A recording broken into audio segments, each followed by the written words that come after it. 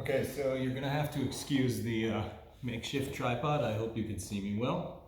And what we're gonna do now is switch from belaying to hauling. I'm just gonna do it on one line because the principle is the same. The only thing we try and maintain is a staggering. It never happens at the same exact moment. One line and then the other, or one action and then the other on the other line. The one item that I'm missing are these wonderful rescue senders. So the first thing you do, I have my ATC locked off, tied off, and I still have this directional brake, and we're gonna exit that. But the first thing I do is I position my rescue sender on the line, on the rope, and I make sure that the cable isn't twisted, and I usually try and push it back as much as possible.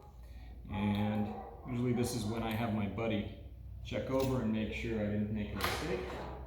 I'm going to take a carabiner, and preferably I'm going to attach it to the same loop in my double figure eight, preferably, but not necessarily. The long loop is usually used if I need to go over a knot or fix some other problem.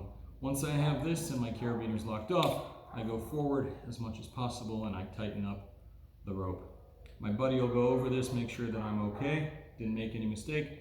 Once I have this, I can carefully loosen up my ATC and gradually release tension, making sure that the rescue sender is in fact grabbing. Once I have that going, I undo the carabiner of my ATC, undo the rope out of that, and take the ATC out. I can leave the carabiner in because that's where I'm going to need to use a pulley. So I'm going to click a pulley in and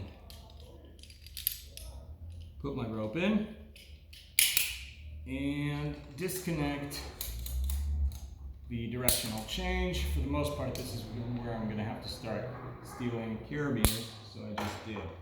What I have now is my basic setup, and if this was just the secondary rope, this would be the slack taking rope.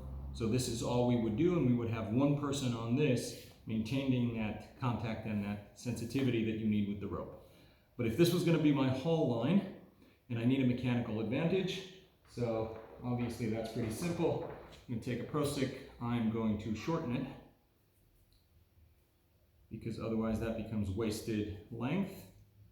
And once I have my shortened Prosic, I'm going to go as far forward as I can, hopefully right to the edge of the cliff, and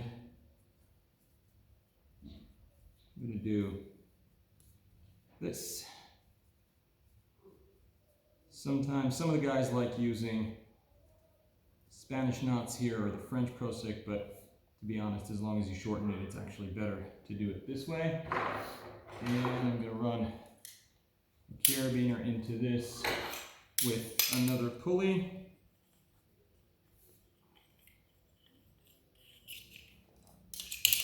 Locking off the carabiner. And there's my mechanical advantage. So that's great. If you want to get more out of it, obviously we can put more pulleys back and forth, get a 5-to-1 if we need to. We rarely ever go more than 5-to-1. That's basically it.